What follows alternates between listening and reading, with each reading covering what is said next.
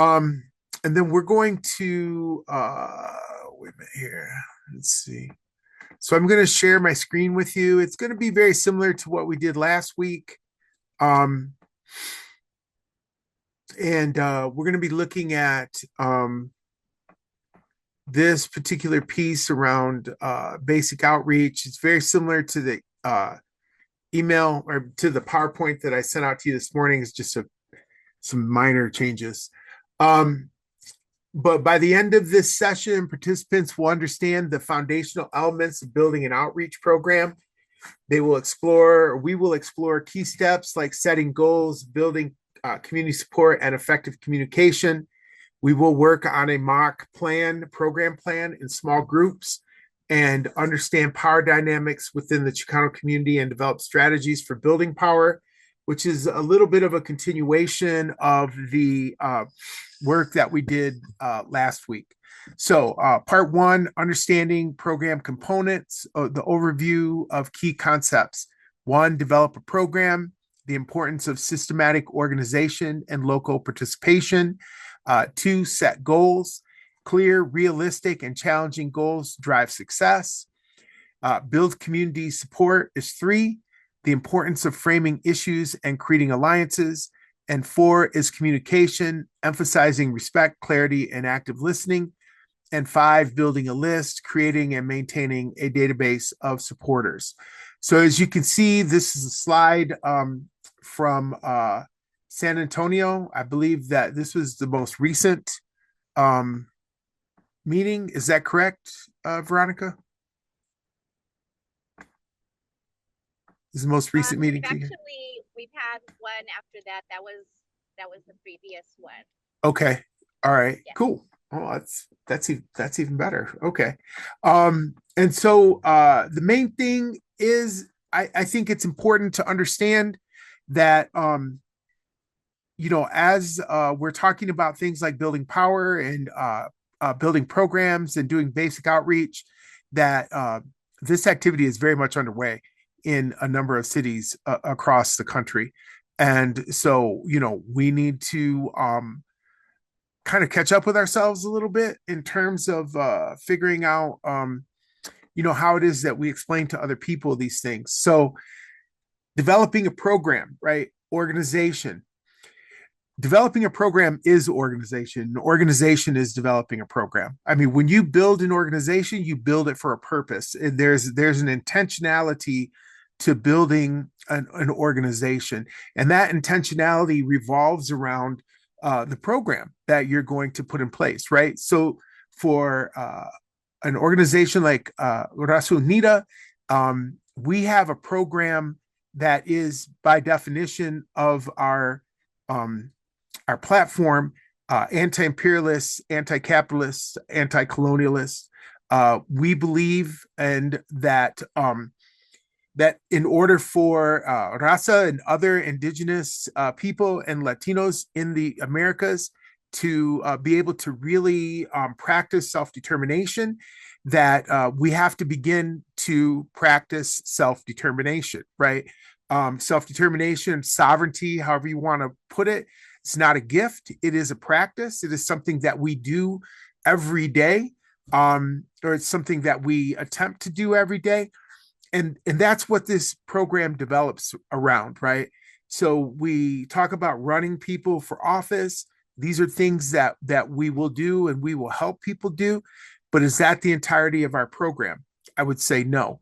Our program is about education. It is about collective action. And it is about equipping Raza with the tools and materials that they'll need for actions and communications. In other words, what we have to think about is as we look at other parties like the Democrats and Republicans, what they've done over time, right, is they have created the ability to systematically build and access lists of activist names, addresses, and phone numbers. Okay. They have a structure that has been put in place, a precinct structure and congressional districts and all of these other sort of senator roles and all of this that's been built up through the government, but not just through the government, through the way that the parties themselves have developed these programs or these platforms. So what we have to do is the same thing. We have to develop a program, and we're doing that somewhat on a national level.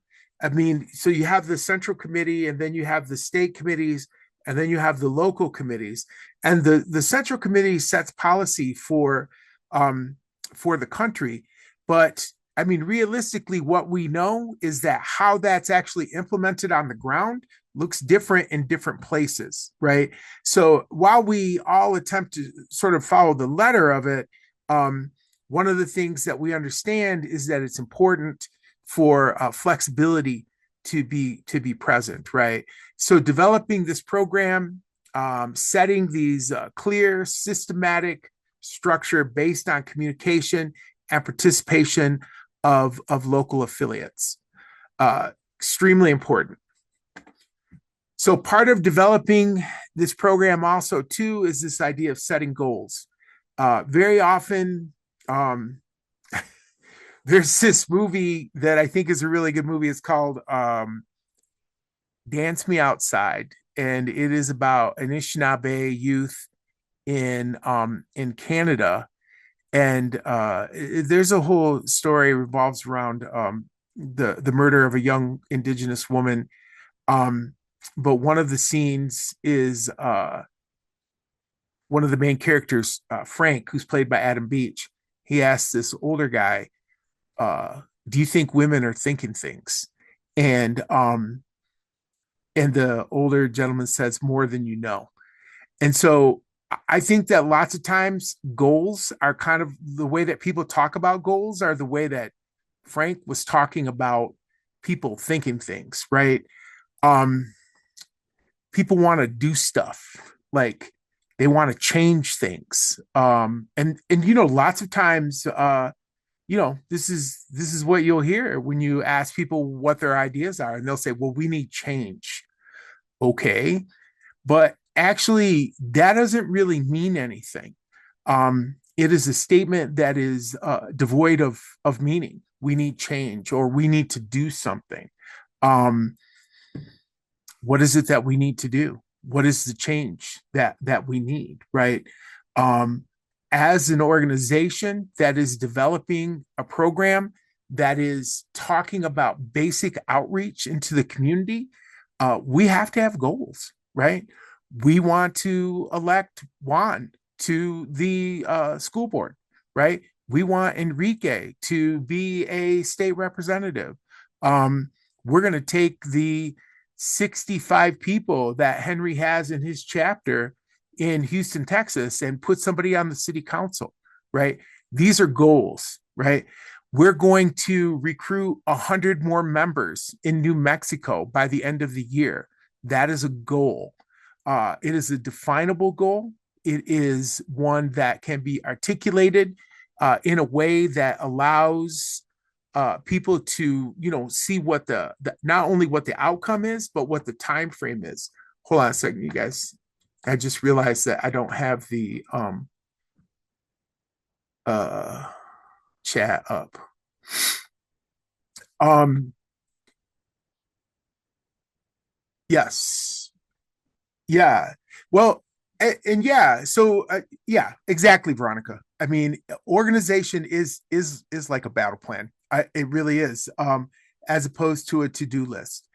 And so you know, we want to think about what those goals are within the context of the program, within the context of the organization. Now, goals should be attainable and realistic, but challenging, right?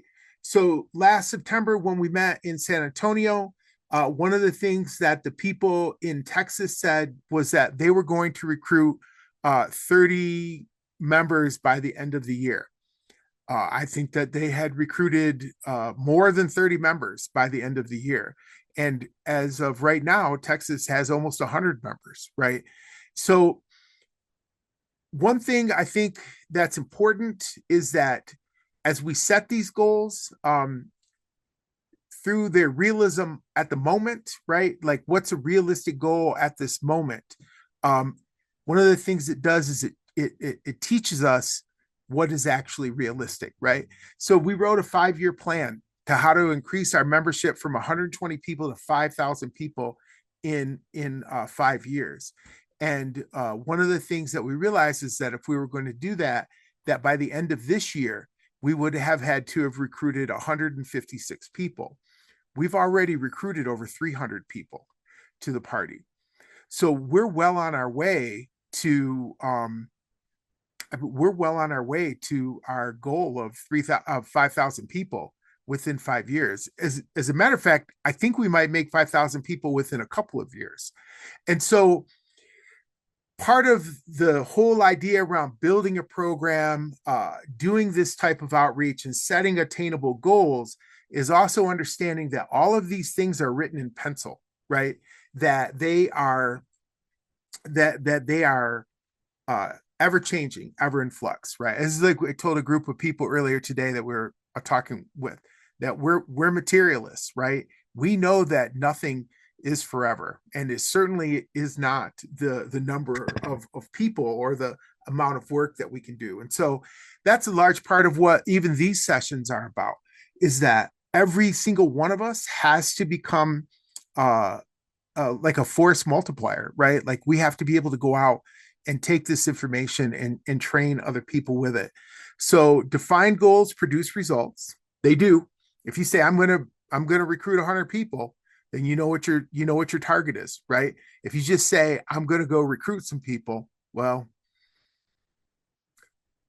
I mean, I would argue that if you that maybe you don't really intend on recruiting anybody at all.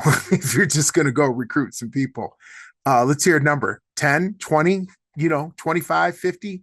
uh that puts a thing behind it, right? That puts some oomph behind it.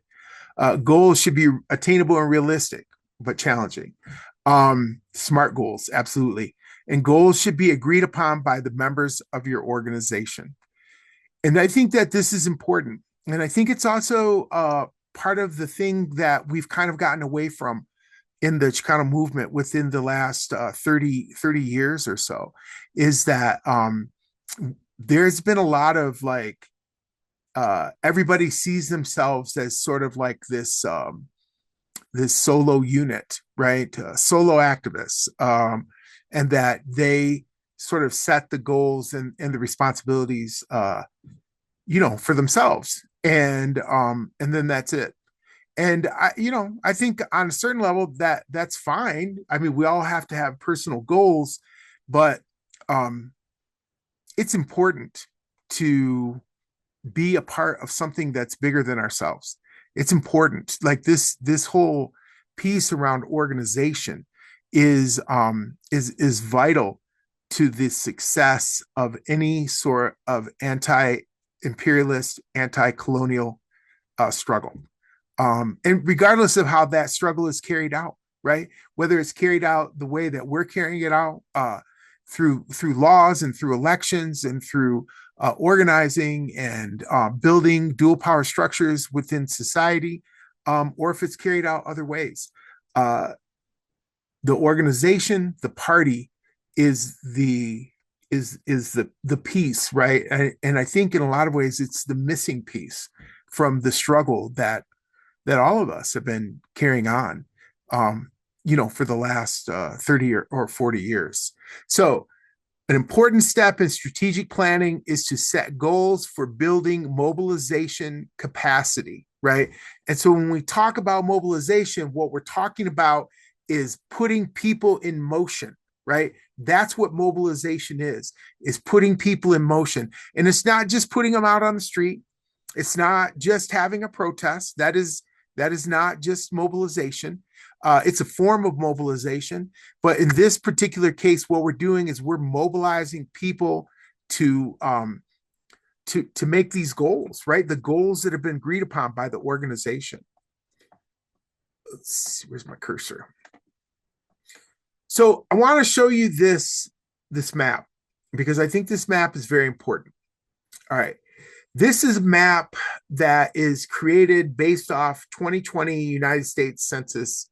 Um, it's redistricting data, blah, blah, blah. Um, but what I think is interesting about this map is this.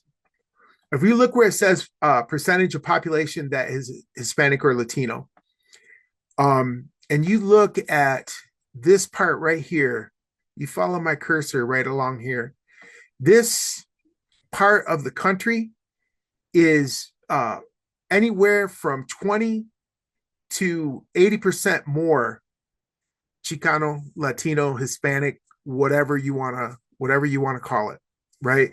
When you look at these border counties and you look at California, all right, what you begin to understand and what I think what we begin to really see is the magnitude of the demographic um, sort of peril that I think that a lot of white um, politicians and other types of people are really beginning to see. I mean, this is fully 1/3 of the country, right? Where the population has shifted dramatically. So when we think about the challenges of building a program, right? When we think about the challenges of building an organization, this is a map that we need to keep in mind because the numbers are there. I mean, 40 years ago, 40 or 50 years ago, I'm not very good at math, but 1970, let's put it like that, when the Raza Unida Party started, there were 7 million Mexican Americans that were counted in the United States Census, right? In 2020, there were 62 million Latinos that were counted in the United States Census.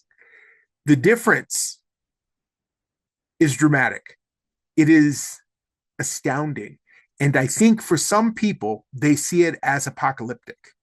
54 years ago, I was 4 years old when that census was taken. So within my lifetime, and then within all of our lifetimes, this number has changed dramatically. So I think this helps us to put this into perspective, right? I mean, in terms of where, well, one, where the programs need to be built, but not only that, I mean, in terms of thinking about the people and the resources that are available to enact this program of political self-determination. I mean, we are poised and present. We're on the precipice of a change, of a shift that I mean, frankly, is 500 years in the making, right? And so, to think about how it is that we begin to work towards this, and a large part of that has to do with this idea of laying the foundation. Okay, so it says here that community support is not generated overnight. It comes from methodically developing relationships over time and is an integral part of any mobilization. I mean, the unfortunate truth of the whole matter is that Republicans and Democrats have a much more solid relationship with our community right now than we do. That's just hands down. Is that our fault? I don't think so. Right? I think that it is an outgrowth of colonialism, is an outgrowth of settler colonialism in the United States, of a real powerlessness that we have experienced since 1848, coming under the sort of second colonization, first by Spain and then the second by the English, or this Anglo-Protestant culture or society, right, that we've been subjected to since 1848. And so in a lot of ways, I mean, we're really, we're fighting from our back, right? And we're fighting to develop a relationship with our community, not as individuals, right? As individuals, each of us have a relationship with our community, but as an organization, we do not have a relationship with our community. And so therefore, before we do anything, we have to figure out how to lay this foundation, right? How is it that we develop a relationship organizationally with our community? How do we become relevant as the Partido Nacional de la Raza Unida? How do we become relevant to the Chicano, Latino, indigenous community in the United States? And I mean, I think there's a lot of ways to do that, but I think that one of them is really about, building this intentional program. So I think that one of the ways that we can do this is by sponsoring discussions, right? Or being part of discussions. Um, this morning, myself and Carlos Hernandez presented the Partido to representatives of the FMLN here in the United States. Very interesting discussion. And they had a lot of questions for us. I think it's also very interesting that El Salvador has a very similar situation to what we have here in the United States right now, and their president is very Trump-like. And part of the reason I think that the U.S. representatives called their meeting today is because they were bewildered, I think is a good word, by the amount of Salvadorans here in the United States who voted for their current president. Um, and I think that, these are things as we begin to talk about, how it is that we work together, right? One of the things I think it's important to remember is that the Partido must, I think, through a necessity of survival, think past the confines of the United States, think past the confines of the Southwest, and really begin to lead the way in terms of discussing pan-indigenous or national movements for sovereignty.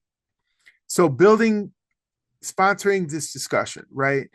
Lots of times when we go into the community, we talk to people, and it's so obvious to us, what the issue is, and I think that lots of times what happens is that we get caught up trying to explain things from a certain position, right?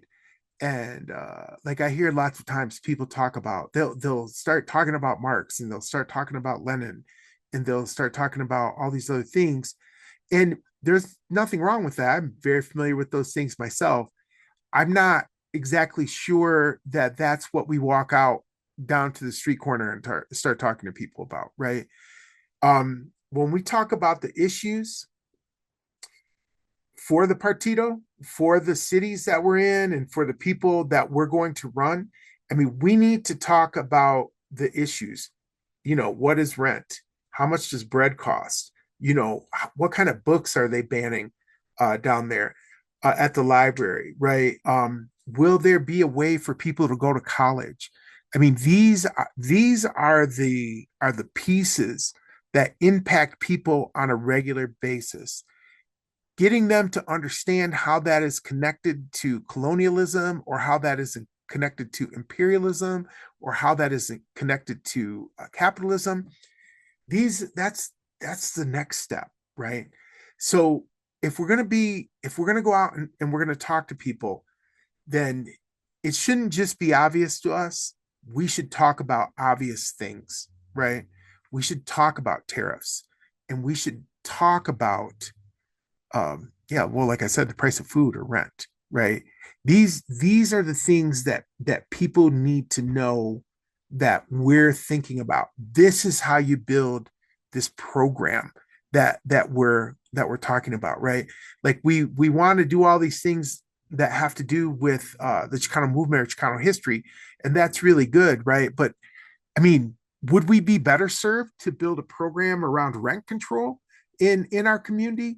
Would we be better served to be seen as the party that is bringing an end to food deserts in our community?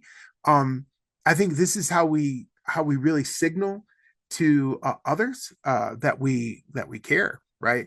And I think that this is the thing that keeps us from becoming isolated. So building community requires sport requires framing. Um,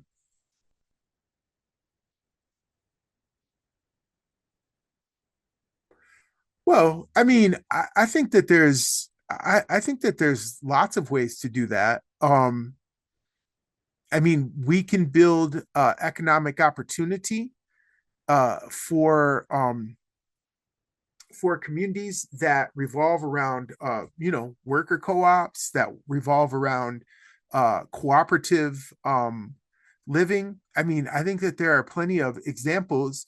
I mean, I think that Chiapas is a good example of that. um I think that part of what it requires is for us to readjust to examine or to analyze or critically think about um, our own sort of community version of what wealth is, right? What does it mean to be wealthy? What does it mean to be rich? Um, yeah. So building community support requires framing the issue in a way that appeals to the person or the organization whose support you are seeking. Partially, we have to demonstrate why your fight or our fight is their fight. And I think that that's true within our community. And I think that this is something that we need to talk about as organizers for the partido. We need to talk about how our fight, the fight that we see, is actually the fight of the community. And then we need to figure out how to explain that to them, man. Like how to get them to have the conversation with us about that. Being consistent, right? Working in consistent fashion, not haphazardly or seasonally, backing up what we say or do, the things that we've committed ourselves to, and being on time and starting things on time. Um, these are basic expectations of a certain type of professionalism that, whether people agree with it or not, they have come to expect. And it's, we can argue all day long that this is how white people run their shit, but you know what? It is how white people run their shit. And right now, white people are running everything. So, I mean, I'm not saying we need to be like them or we want to be like them, but what I'm saying is that people in our community, this is what they see, and this is what they equate with efficiency and leadership and professionalism. So we need to, think about how to make that a part of the work that we do with the partido. We start by asking the questions and doing the experiment. Cooperatives are legal in the United and legally undocumented because they're, yeah, yeah. I mean, I think there's a lot of ways to really rethink capitalism. Um, Yeah. And I mean, maybe saying I mean, I would say anti-capitalist in this group, but I mean, I'll be real honest with you, Juan. I don't think I would go out into a group of community people and start talking about being anti-capitalist. Honestly. And yeah, I just don't think I don't think it's going to be the first thing that I want them to hear me say. Uh, Uh can I well, can I ask a question though? oh yeah, absolutely, brother. Go ahead. Jump in anytime, any of you guys. Sorry about that. So here's the thing. I know the foundation of that because okay, like in El Plan Espiritual de Aztlan, Mhm. one of the things that the plan called for was the elimination of the gringo dollar value system, right? And so throughout my entire life, I've kind of struggled with that because on the one hand, especially like from an education perspective, my whole basic premise is that education should provide economic tools to participate within the greater economy because too many of our people don't have those opportunities and so they have to look for alternative economies to be able to survive, like with drugs and just different kind of outside economies. And so whether it's an outside economy or the greater economy, it's still a dollar value system that's capitalism based. But when we talk about the Partido Raza Unida, anti-capitalism is one of the tenets. So it almost feels like we can't we can't at the same time have that as a tenet, but then kind of shield it from because I agree that capitalism, when you have a small amount of people owning the capital, like Max Weber talked about, when you have a small people that own the capital and you have a lot of people that support the owners of that capital, that's what we're talking about. But that's not how it's understood on a greater in a Right. greater sense. Yeah. So that's what I struggle with. And I don't mean to interrupt, Ernesto. I just it's something that I struggle with the greater part of my adult life. It's you're not interrupting, brother. I think that I mean these are questions that we have to deal with. Like we have to deal with them, and we have to figure out, what our responses are. I mean, just in this past at this past Congreso in San Antonio, one of the platform positions that we what was a position? I don't know. I can't say it was a platform, but it was a position paper that we passed, was talking about, socialism in the United States right now. And one of the things that we said was that we disagree with socialist organizations in the United States right now, white socialist organizations in the United States right now, because when they talk about socialism, they do not talk about how they are going to end settler colonialism. They talk about it in the sense that they want to bring socialism to the United States, and they want the United States to become a socialist country, which is fine. I mean, that's, whatever. But that doesn't have anything to do with us, right? I mean, and so I think that part of what it is, Juan, and I would love to talk more with you about this, and I think that we need to write, some position papers, and people need to like put these things down, so that other people can read them and respond to them. And again, not that I think that that's, the main purpose of the party or anything like that, but we have to figure this out. We do. And I think that your question is a very valid one. I, absolutely. And not necessarily one that I think that I have a big answer to right now. But is yeah, one of the things that we discuss and we have discussed. So communicating with others, use language that people can understand. Communication demands respect for others. Listening is a form of communication. This is a little bit more personal advice. Talk to people. Articulating to others the group's goals will help more clearly define the vision for you and for those listening. The more you do it, the better you'll get at delivering your message, and the more powerful your message will become. The more you talk to people, the better you get at talking to people. That's just it's just the way that it is. Listening to people. Be open and listen to how others respond to the articulation of your vision. You'll know by their response if they understand and support your vision and goals. Use this feedback to make modifications if necessary. Listening is a very intimate activity, and there is a way to actively listen to others as they are talking, right? So often in our society, we listen to people simply so that we can respond to them. And we have to try very hard to break that habit, to have meaningful conversations with individuals, and to help them be seen and be heard, because they'll feel that, right? And when they come to the partido, this is where they should be seen and heard, right?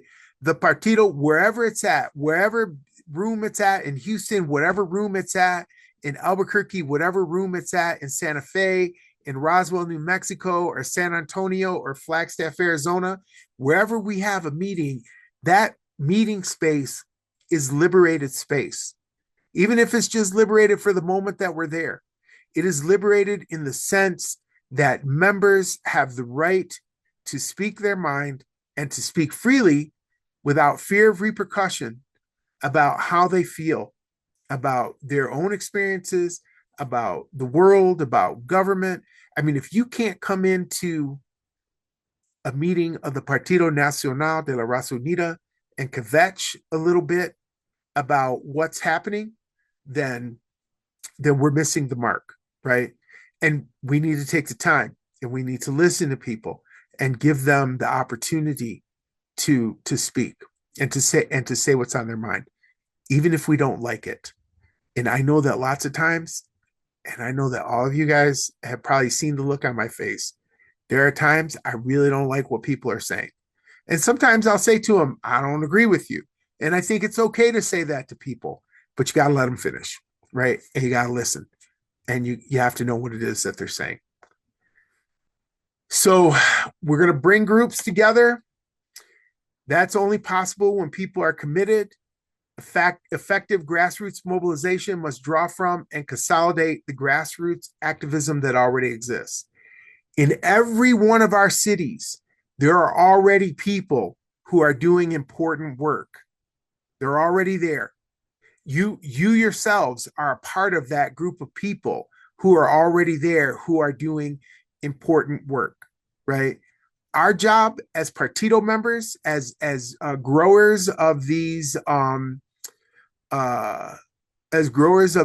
these new networks, right, is to find those people and to plug into that and to say, okay, this is what these guys are doing, because we're not here to reinvent the wheel, right? And we're not here to be solely a housing program or solely a gardening program or anything like that. We are here. We are creating a political party whose main purpose is to network activists and organizers across the country to create electoral power and to build alternative political power to the system. That is our goal. We do that by plugging into these other things. But first and foremost, our job is to build the party. That is our job. That is why we are here. And we should not apologize for that. And we should not think that somehow, because we're not leading a march of 300 people down the street every other Saturday, or, doing whatever it is, all these other things that other people do that are very important, that somehow we're not contributing. We are contributing by building the party. That is our contribution. And it is a contribution that nobody else in this country right now is making. We're the only ones making this contribution, which makes it vital and it makes it important. So we're going to involve local groups in the planning and execution of the program at every level. Keep them posted. Have them get in there. You know who they are. Bring them to the table, right? Create a little round table. And I think that what's really important about it too is that we've made it possible through our vision of what political development is. We've made it possible for people to belong to our organization and other organizations, right? And whether we realize it or not, that is really our attempt to. It's partially an attempt to remove ego from the equation, right? We cannot afford, as organizers, as people who are building this program, as people who are trying to produce these sort of goals and results, to think that we're the only ones that know what's up. It's ego, right? To think that we know better than everybody else, and it's problematic. And I think it's something that really is rampant in the Chicano movement. So if individuals and groups are to share the responsibility for meeting goals, they must also play a role in the decision-making process. It's just that simple. You'll create, as representatives in your local areas, you'll create a decision-making process with these other organizations. That decision-making process is for the good of that alliance or that coalition or whatever it is you want to call it. It does not have an impact or a bearing on the decision making of the party, either locally, on the state, or nationally. And so that's important to remember. Capacity is built by holding actions on a regular basis and creating a culture of mobilizations. Capacity is built through having regular meetings, regular like chapter meetings. Capacity is built by running somebody for city council, right? Capacity is built by handing out backpacks to kids that are going back to school. There's a lot of ways to build capacity. And but what it comes down to is being consistent, not being haphazard. And what that comes down to is creating this calendar of events, right? Like it goes back to that, oh, I want to do something. Well, what day do you want to do it on? Right. And how often are we going to do it? Right. That's the question. Your plan should include several major actions each year and a variety of ongoing activities. Everybody who's has a city chapter or a state chapter, even on the national level, there should be a plan of major activities. These are the things that we're going to do, right? No matter what. Even if we don't do anything else, we're going to do these things. Mapping out the year's activities in advance will facilitate planning and avoid major conflicts. So, what is it? We know that in the third weekend of September, we're going to be in LA, right? That's one major thing that we have going on. Um, I mean, but we know that every quarter, we have a national members meeting, right? So, I mean, this is how we begin to build capacity. We know that every Saturday from 1 to 3 that we meet here and that we have this discussion. And this is capacity building, right? San Antonio has regular meetings. Houston has regular meetings. Albuquerque has regular meetings. I meet with Flagstaff members every Tuesday at 7 o'clock, and so we build capacity through that. Building a list is important. You have some help with that. Having a good list is a big deal, right? It doesn't even matter if it's like 10, 5, 10, 15 people. I mean, you got to know how to get hold of your people. You've got to.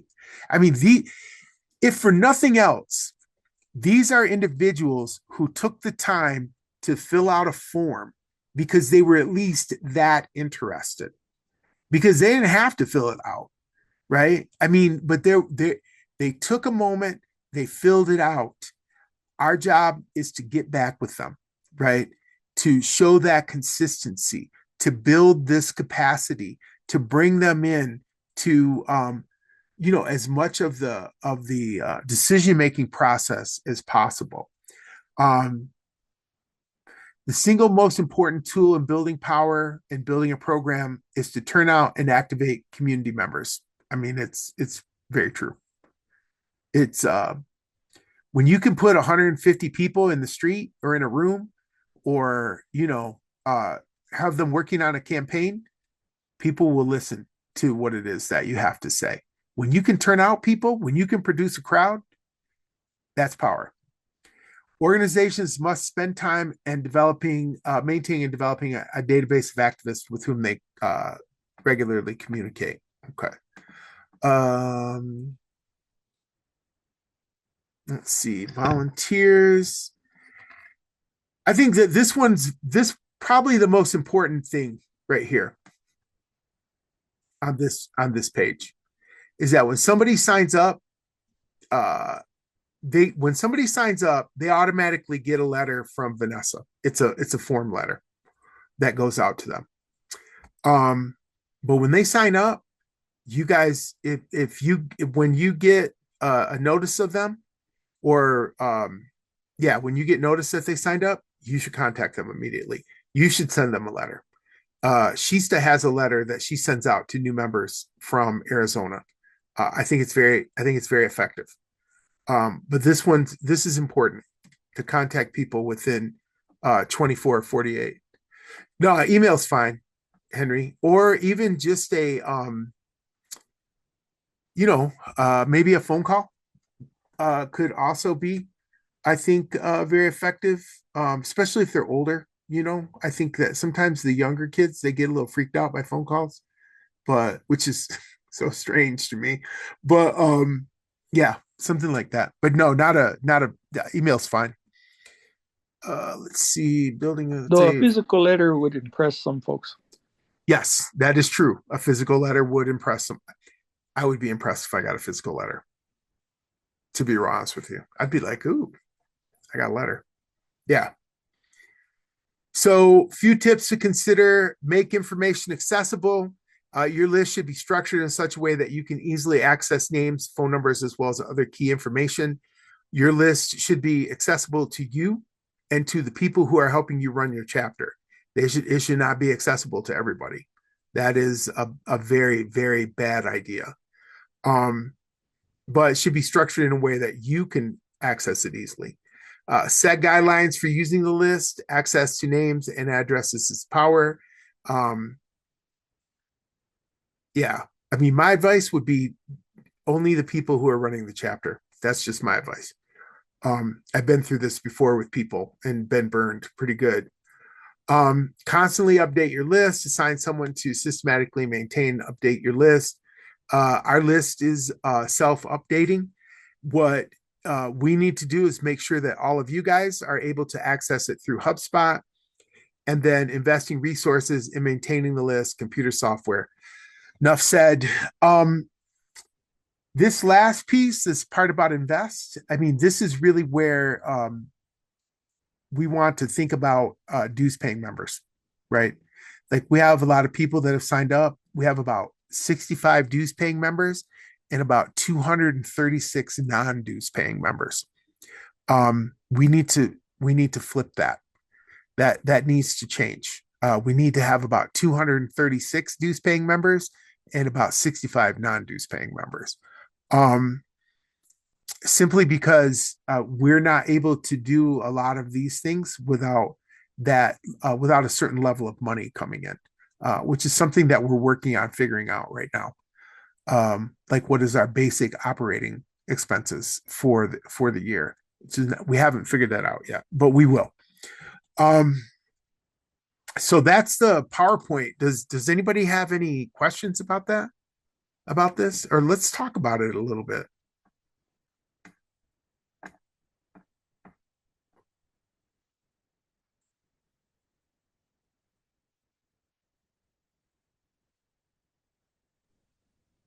Did it disappear? You still there? Oh yeah, no, I'm still here. I took the thing off so that we could all see each other better. Do you want me to put the PowerPoint back up? Uh, if you can, if you wanted to discuss it, Okay. or just in general what we've been talking about.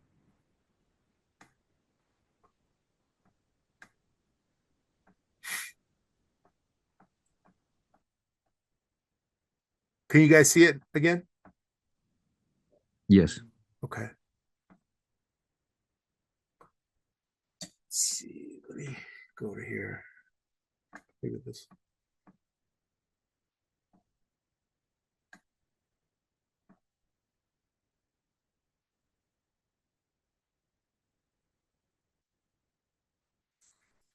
I mean, the other part of this is, hold on a second. Let's go here. Maybe this would probably be better.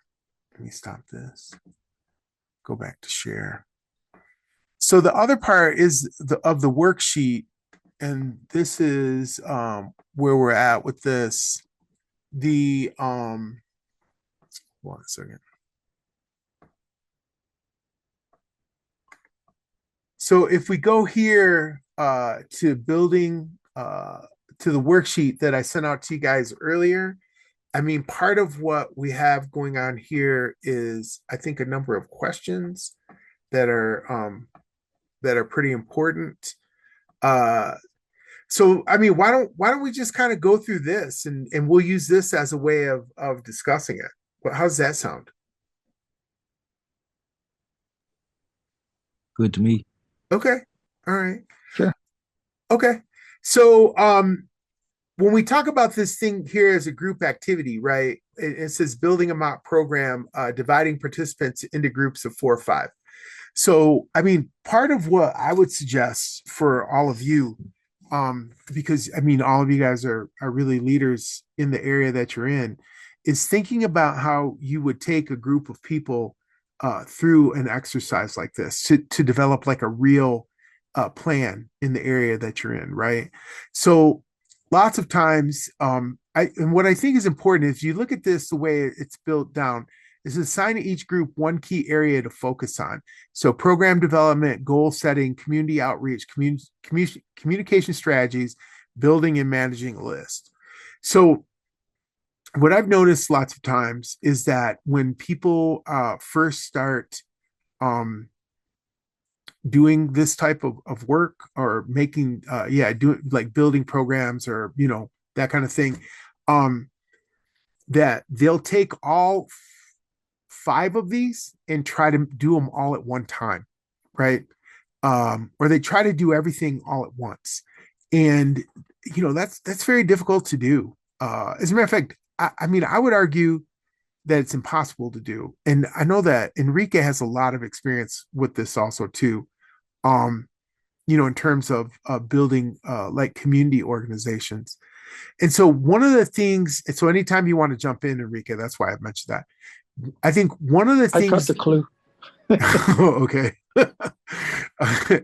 All right. So I think one of the things that's important is for you guys to, right from the beginning, set sort of the standard with them and say, okay, these are the areas that we're going to look at, right? And then breaking them down into these different groups, right? There's a group that's around program development, one that's around goal setting, community outreach, that type of thing. And so then have each group outline their approach, um, give examples of things that they think that they can do. Um, this conversation here, we talked about this a little bit, but I think it would probably not be a bad idea if we just kind of went around again and talked about like what we think power is within the context of the Chicano community. Anybody want to go first?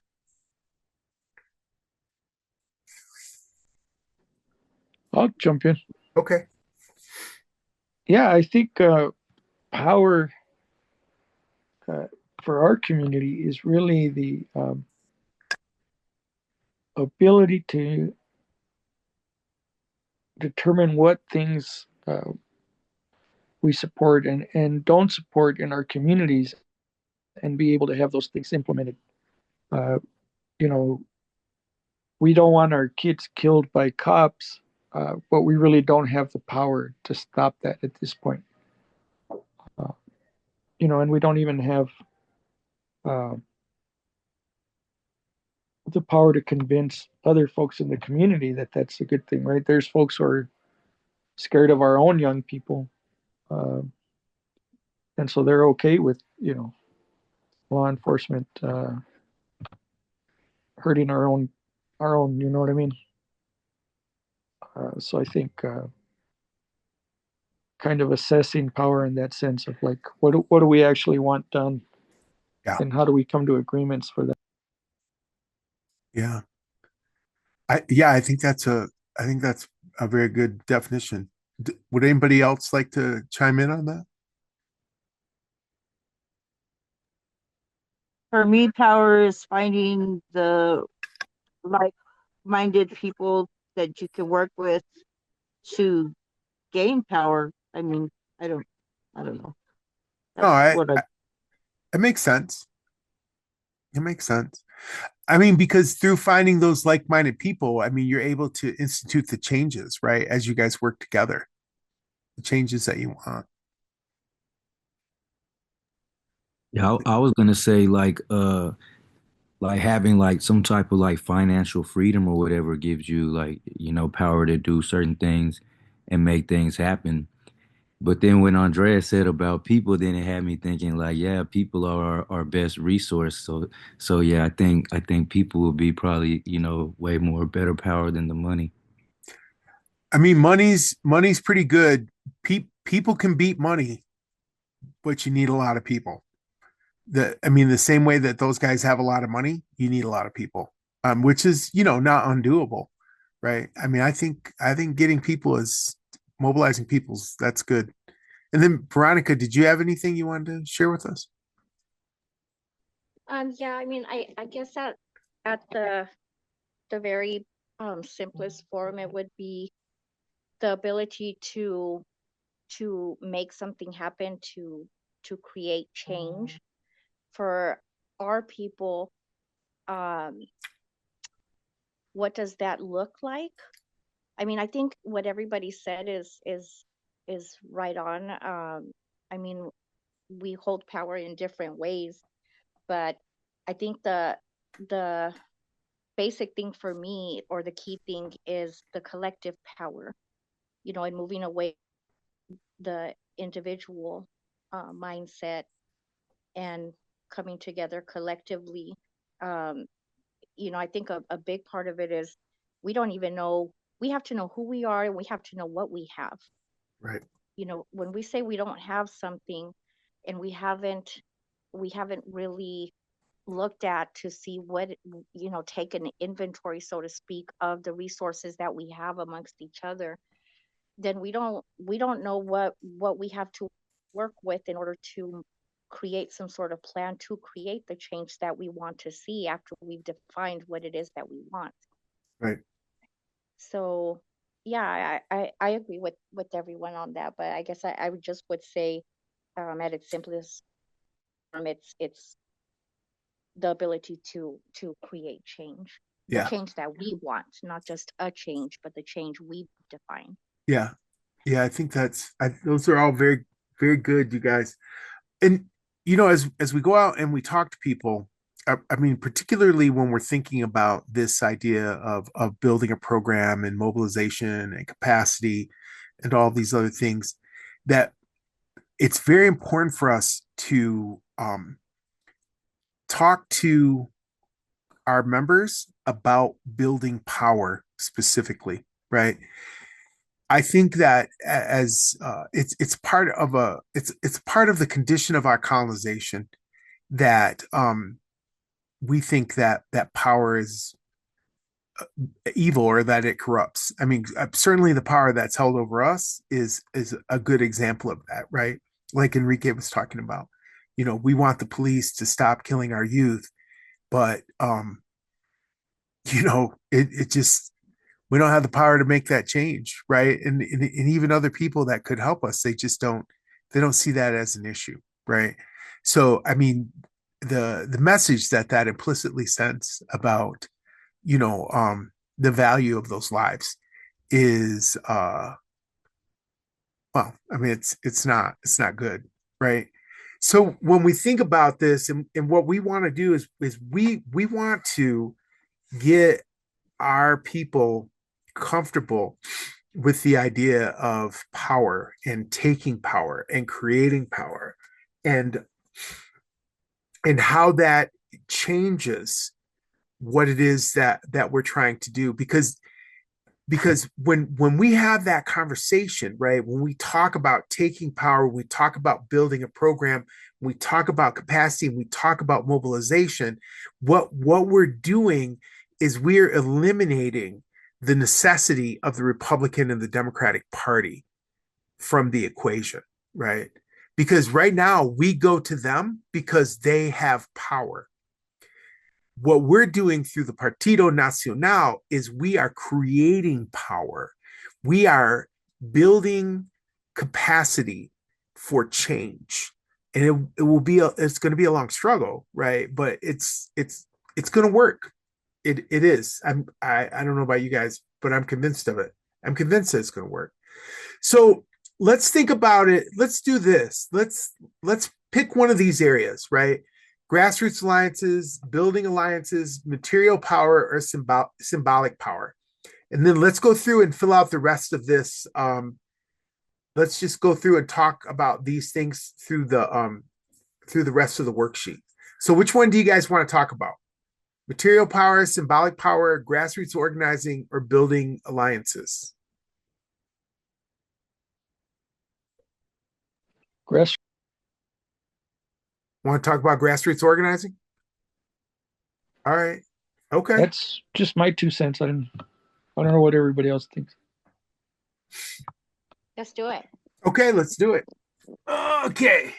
So, all right. So why is this focus area important for building a program? Why is that? Why is grassroots organizing important for building a program?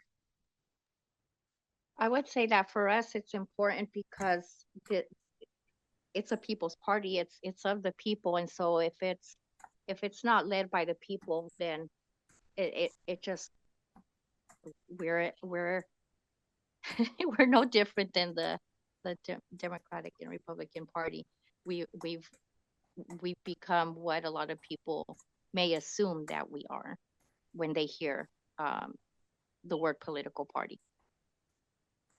Okay, what else, you guys? It's where the relationships to have the conversations going to happen most. Is it the in-person local stuff?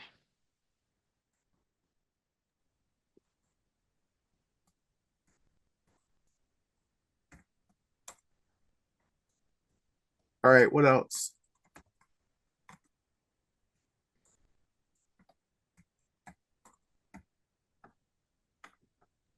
It I think it's where self-determination starts is is there.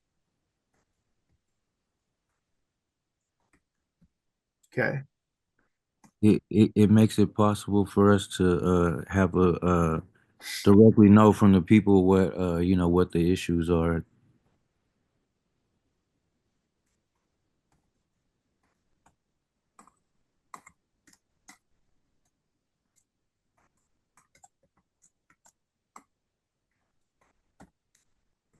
Okay.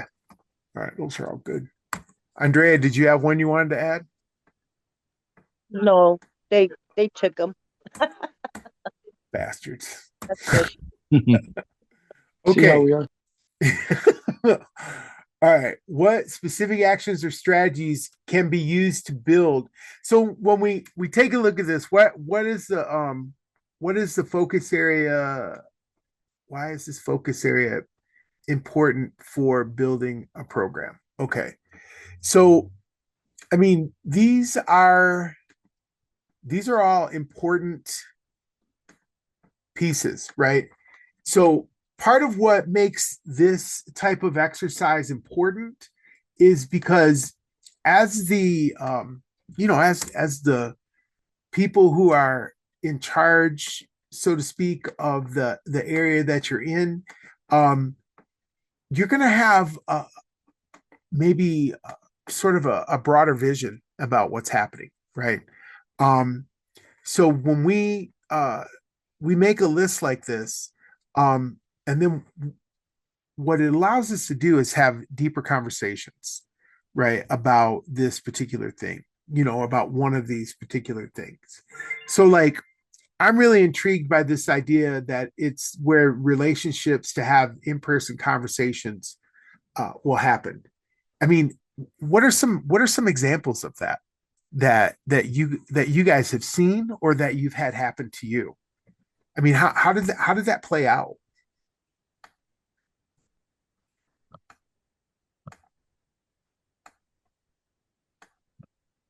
Since I brought that one up, I'll go. Okay.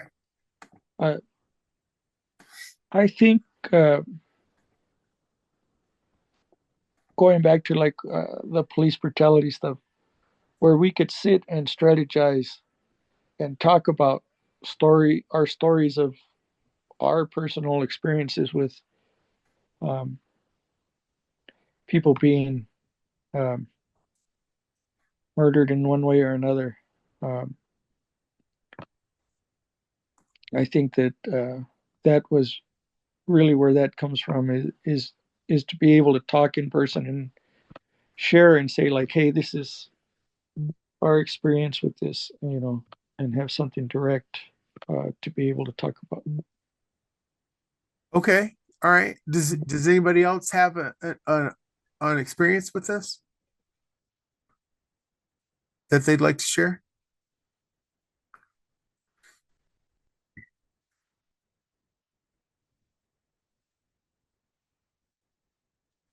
I mean, just to be consistent in what you're doing, that's for me. because we started that Food Not Bombs program, but I mean, it really takes, you have to be committed to going out there every day on that certain, the certain days that you know, and just consistency. I don't know what else. Okay. Well, I mean, like for me, the relationship, I mean, I have a relationship with students, right? With my students. And so it's through that relationship that I have with them that I'm able to have these in-person sort of conversations, right? Like I catch them after class and I'm saying, "Hey, I noticed that you're really, you know, commenting a lot and that, this class seems very um interesting to you, right?" And they'll say, "Yeah, it is, blah blah blah." And I'll say, "Well, we're trying to get this chapter of the Raza Unida Party started here on campus." So, I think that when we look at that, like we have to think about where these relationships are that we can have these one-on-one conversations with people, right? That really allow us to talk to them about things that might normally, be kind of hard to bring up, possibly, right?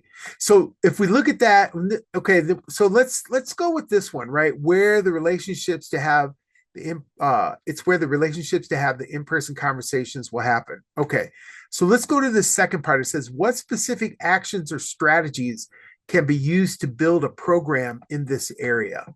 What are two specific things that we can do that would help us to develop our members to be able to have these kinds of conversations?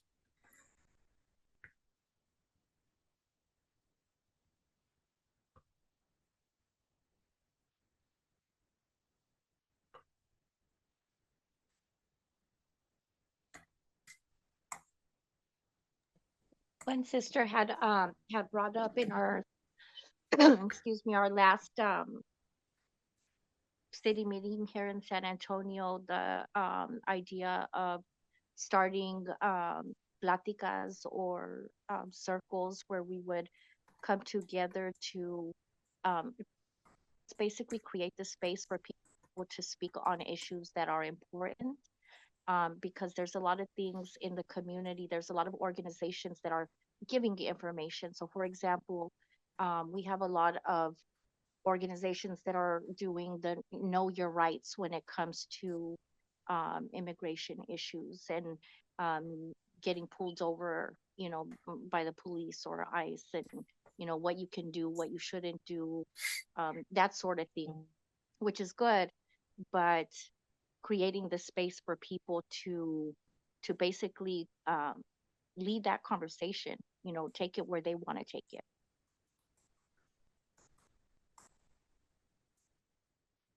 Okay. What's another one?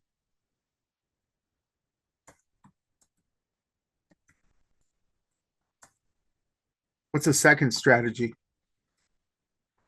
So the first one is really thinking about these practicas or these talking circles, right? Where people get together, discuss. It's very Freirean. I like it. I think that those are super important.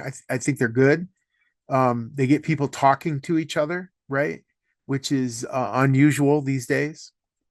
But what's another strategy that we could put into play or into effect through the local partido chapters, um, that would help build these relationships, right? Where these in-person communication or conversations can take place. Part of that is us being responsive to things happening in the community. Okay. So uh, there was a preacher coming from Georgia to Albuquerque to talk at the school board against trans youth, right? And so we went out and talked to folks there, and provided some, uh, you know, just able to talk about that kind of issue with folks. Later that, well, the weekend after that, so a pastor had gone and spoke, a pastor from here, and they started receiving death threats and shit. And so a couple of us went, you know, uh, and helped provide security at their service on Sunday. Okay.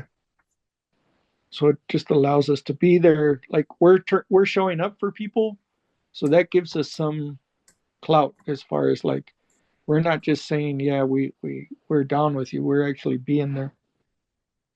Okay. So this, all right, going to public events and meetings where people are discussing uh volatile issues, maybe, and this, yeah, and showing up for people. I mean, I agree. I think showing up for people is pretty important. Okay.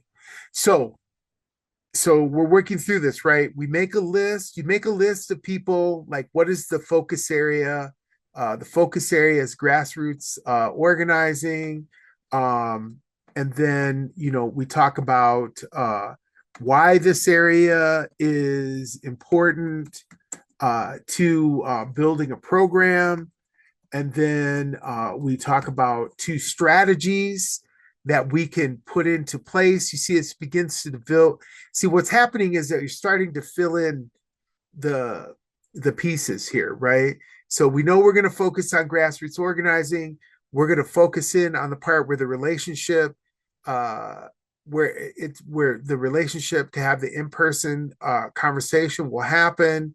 Then one of the strategies for building on that is, starting this practica or a talking circle for people to speak on issues that are important.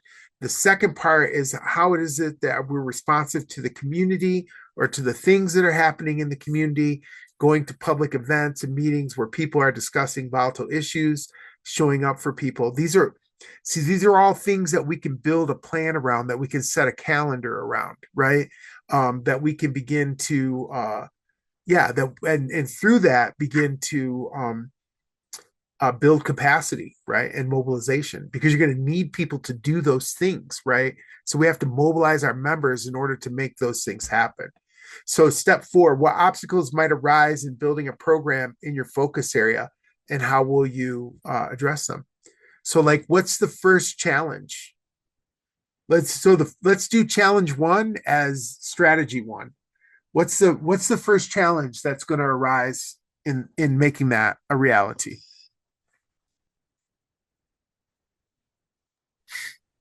For me, it's connecting with the people that, I mean, it's like I've been telling everybody, I have a community that's traumatized. So trying to connect with people and saying that we need to support each other on that ground alone, because I don't know anybody that has not been affected by the same things. I mean, we have the same issues in this where I live. Okay. I totally get what you're saying, right? What's the challenge? The challenge is that everybody's just they're kind of feel hopeless. So I'm going to try to tell them, like, I try to give them hope, and like saying that, if we come together and we can, counsel each other, make these programs, for our children, and just, positive stuff. I mean, I don't know. So the part of the, I mean, so how I would rephrase that is that the actual challenge is how to overcome feelings of hopelessness among, or connecting with people who need to support each other, and how to overcome feelings of hopelessness, right? I mean, I understand that the feeling of hopelessness itself is a challenge, but our challenge is an organizing one, right? Like, what we have to do is figure out how to overcome that. So our challenge is how to overcome feelings of hopelessness. How do we do that? Through the plática. how do we do that through the talking circle, right? So if that's our challenge, and we know that we're doing and that we're starting these practicas or these talking circles, then what's our solution to overcoming feelings of hopelessness? I don't know. Anybody got ideas for me? Well, and I'm kind of just talking through my thoughts here, but when I see the word challenge and then I see it followed by solution, I feel like there's something missing in between that. I think, when you see a challenge, you should be able to identify the opportunity, because every time there is a challenge, there is an opportunity.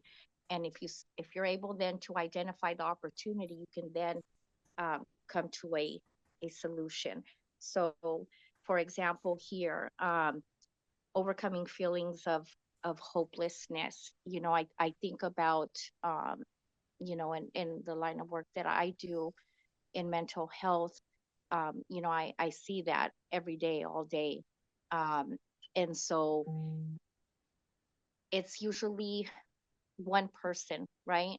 But when I have more than one person, when that person comes in with somebody who's part of their support system, sometimes it's the mother, sometimes it's an aunt, grandparent, sometimes it's both parents.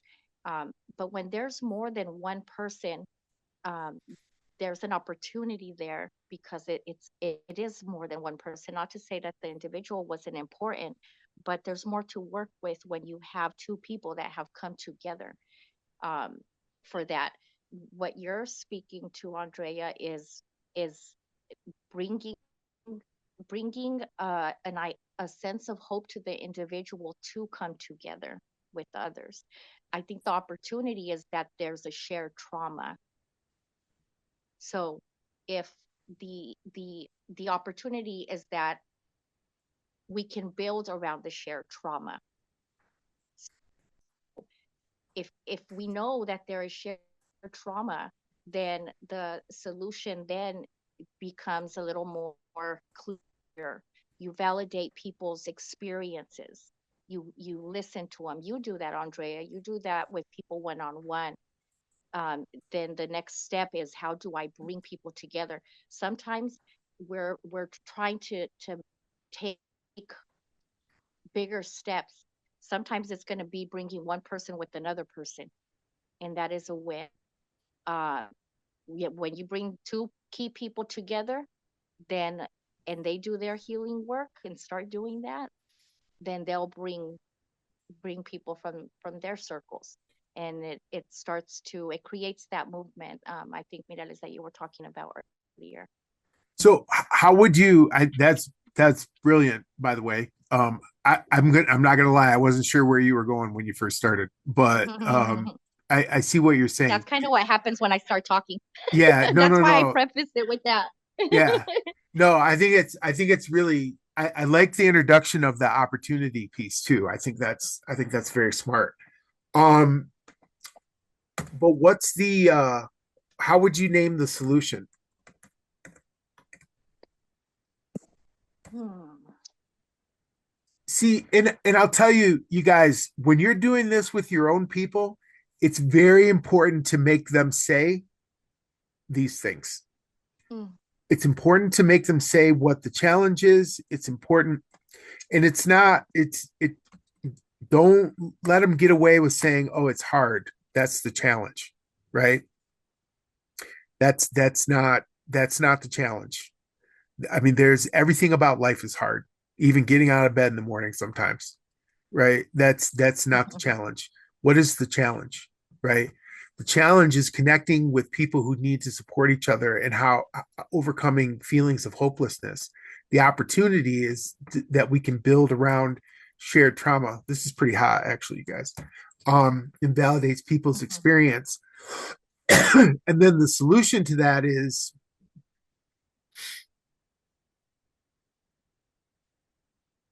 Creating that space. yep, that's it.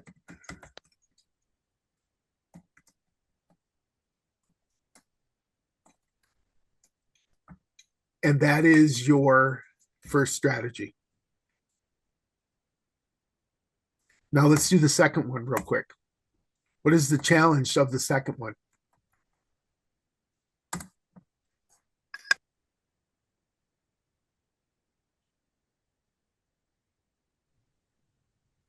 I think the second one's setting goals, right? Um, Am I reading this right? Am I in the right place? we would be looking at strategy two. What is the challenge for strategy two? I think setting goals, yeah. I mean that's a part of it. Yeah, I think people in general,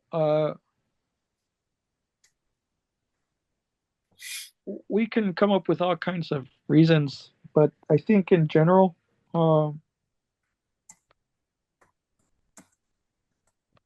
we've just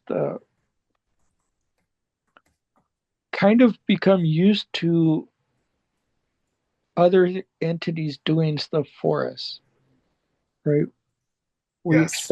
We expect government to do things for us, uh, and lots of little things like that. So then we end up being passive and not knowing how to set goals. Yeah. All And right. so finding even small goals to start with, I think, kind of breaks that pattern. So would you say that that's the opportunity Yeah, then? totally. Finding small goals? Yeah.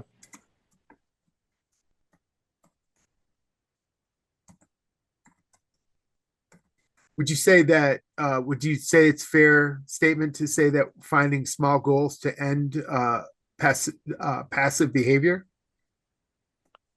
Repeat that. I'm sorry, my alarm No, that's went okay. off. Finding small goals to end passive behavior. Yeah, I think that's very very legit. And so then I, what's the solution? could I add to opportunity finding? I would just add finding small goals to end passive behavior and decrease dependency.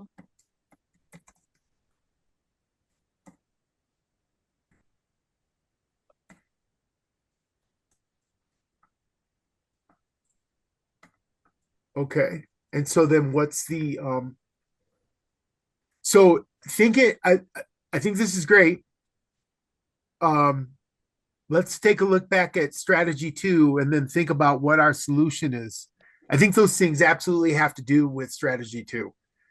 What's the solution that we're going to propose for that strategy?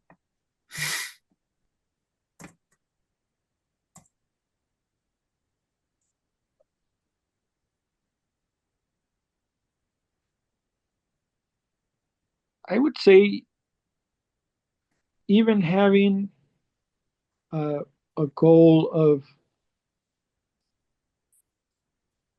writing some things out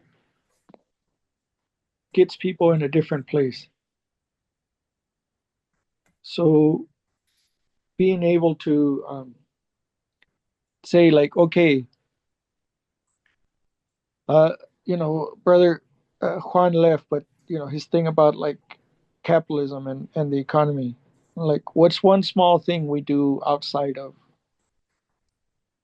uh, capitalist economy, and let people brainstorm, and people will say barter or mutual aid. That's the kind of things people come up with first. And so what's the small goal of like, okay, so let's meet next week and everybody have two or three ideas of how do we do that, right? We're not ending capitalism next week, but we're taking the first step. Hmm. So rephrase that for me. So we want to be in a healthier economy. So we're going to take the first step and come up with three ideas for next Saturday's meeting, and go over, share those ideas with each other and see which ones we're ready to start with.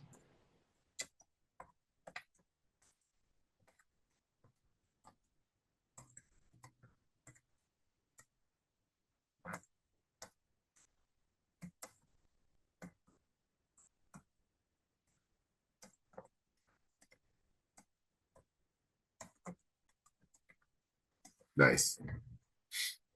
Okay. Generate ideas to these issues and then decide on which ones we start with. I like that. That's good.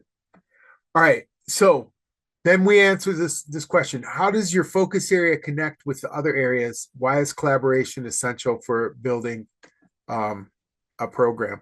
So first off, how does our focus area of grassroots organizing connect with the other areas?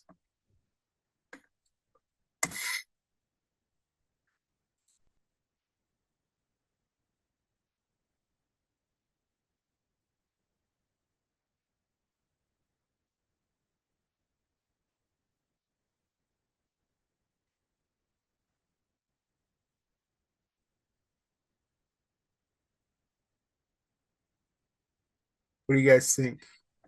The other areas are building alliances, material power, resources, land, education, economy, and symbolic power, narratives, and cultural identity. And so the question is, how does Our grassroots organizing connect with the other areas? Yes. I would say it's the root. It's the root. You won't get all these other things unless you start there. That's where it's going to start. The people.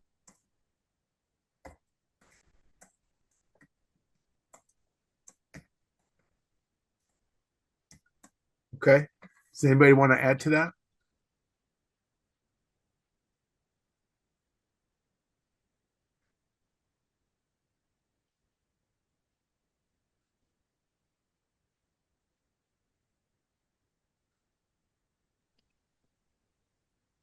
I think any issue gives us the opportunity to find out like who's already working on this issue or who else is interested, and allows us to work towards building some alliances.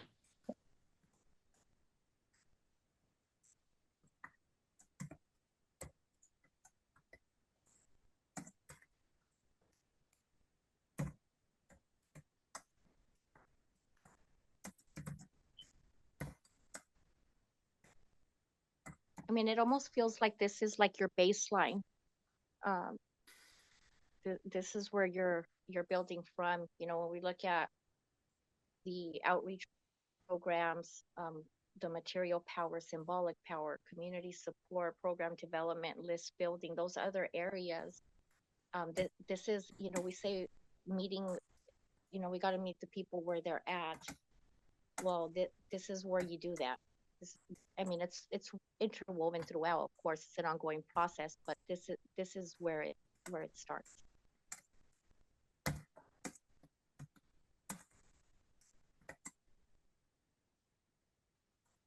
Nice. That's good. Okay. Damn. There we go. Are you gonna send this? Are you gonna send this out, hermano? I'm gonna send it to you guys. Yeah, great. Yeah, I I'm think. sitting here taking screenshots of all this. Oh no. I'm gonna send it to you guys. Okay. Yeah. Screenshots too. So why? So then this question: why is collaboration essential for building a program? For sustainability, Yeah. ownership is the two big things we've talked over the past week that keeps emerging.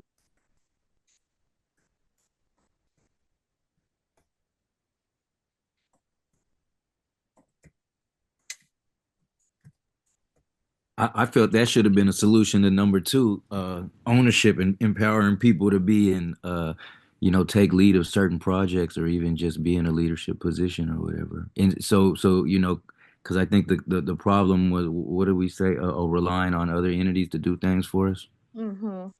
Yeah, my bad. No, that's good. Yeah. No, it's good. It's good. Okay, then how does your focus area contribute to creating a sustainable and empowered Chicano community?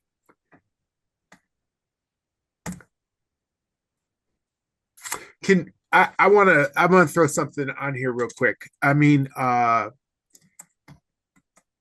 it's important to keep in mind that this is not the ultimate answer.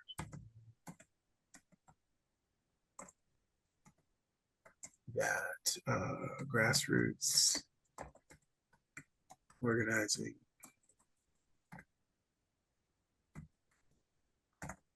is the beginning,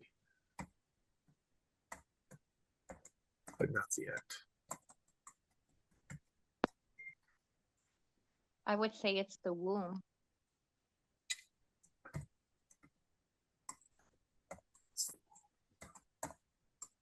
It's where we it's the inception of what we're building. It's, you know, it's where we're generating the ideas, the priorities, and setting the direction.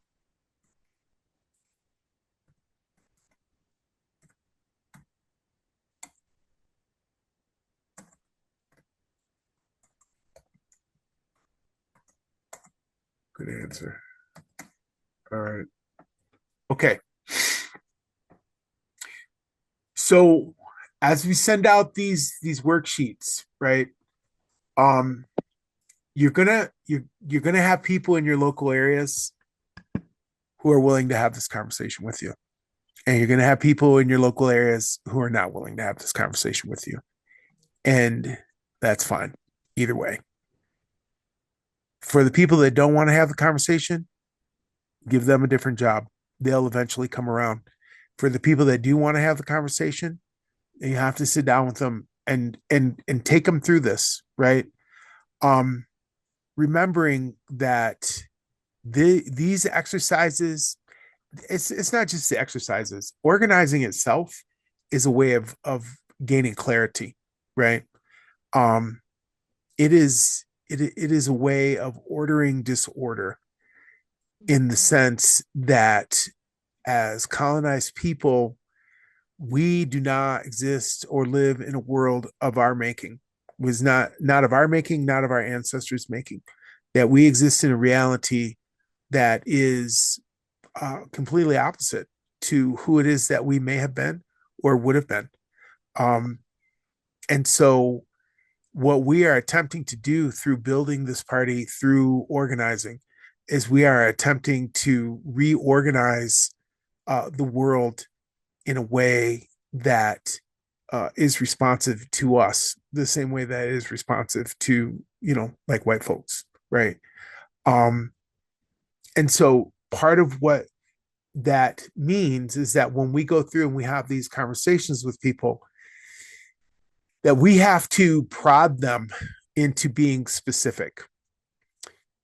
We have to make them say the thing that they don't want to say in these conversations.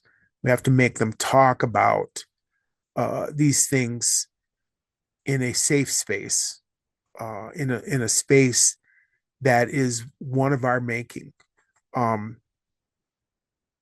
that will afford them the opportunity to be honest, not just with other people, but with themselves in terms of what it is that they want, right? So getting them to think about, what's the area we're going to look at, right? What's the thing we're going to talk about today? Why is this, important? I mean, why is it important to talk about symbolic power? I mean, everybody's always talking about culture, la cultura cura, and all this other kind of stuff, right? I mean, I'm not saying that I don't agree with that, but why? Tell me why. Tell me why culture cures, right? What is it about narratives? What is it about cultural identity? And the way that these things are constantly shifting. I mean, they're constantly shifting, yet we are constantly reaffirming the fact that it's one of the most important things to us, but it's a constantly changing thing, right? And so then, I mean, it also begins, I think, to answer some of the question around sort of the schizophrenia of, the colonized mind. So when we talk about what specific actions or strategies can be used to build a program in this area, when we need to get people thinking about concrete pieces of the program that we're going to put together.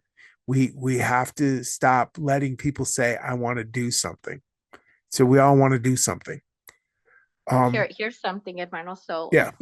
in our last meeting, somebody said, what you guys need to do, what the partido should do. And we Yeah. hear that a lot, right? Yeah. And the sister who has where we host the meetings is her space, right, for her organization that she has, and she jumps in and she says el partido eres tú. Yeah. she, but it was that very frank, very raw, like who's they? It's us. It's we. Eres tú. Soy yo. It's us. Yeah. And that was a pivotal moment in that conversation. Is people? It's us. It's Yeah. it goes back to what the hermano was saying earlier. It's and that's part of the decolonizing of our mindset, is that the worst thing is to wait for the government to do things for us, and then there's levels to that, right? um and I think one of the challenges as the partido is that we come in and people are expecting um us to do something for them, very typical of other organizations who come into the community and bring a service, that they bring a food. And again, not that it's not important and not necessary, um, but expecting that from us. And so how do we shift that to say, uh, how do we motivate a person, inspire a person, get them to see, like, what's your part in this? What do you know? Yeah. No, I mean, that's spot on. That's absolutely right. I mean, we have to figure out how to make people think. And I'm not trying to say that people don't think or that they're not smart or anything like that, but we need to figure out how to make them think about this. Because I will go out on a limb and say 99.9% of people do not think about this way, right? This is an intentional process that takes people through the conversation of building power. And most people do not have that conversation. So I'm just going to leave you with this. There's a glossary of important terms.